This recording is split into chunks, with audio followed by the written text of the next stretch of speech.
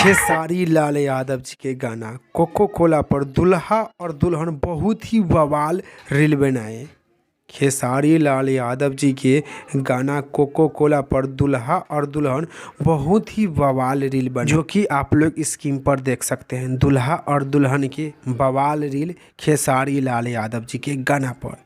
अगर आप लोग अभी तक खेसारी लाल यादव जी के गाना कोको कोला पर रील नहीं बनाए हैं तो आप लोग भी जाइए इंस्टाग्राम पर और खेसारी लाल यादव जी के गाना कोको कोला पर रील बनाइए। अभी तक खेसारी लाल यादव जी के गाना कोको कोला पर करीब 1 लाख से अधिक रील बन चुका है इंस्टाग्राम पर। तो अगर आप लोग अभी तक खेसारी लाल यादव जी के गाना कोको कोला पर रील नहीं बनाए हैं तो आप लोग भी जाइए इंस्टाग्राम पर और खेसारी लाल यादव जी के गाना कोको कोला पर रील बनाइए। अगर आप लोग इस जानकारी से संतुष्ट हैं तो आप लोग हमनी के चैनल NP7 न्यूज़ भोजपुरी को सब्सक्राइब कीजिएगा।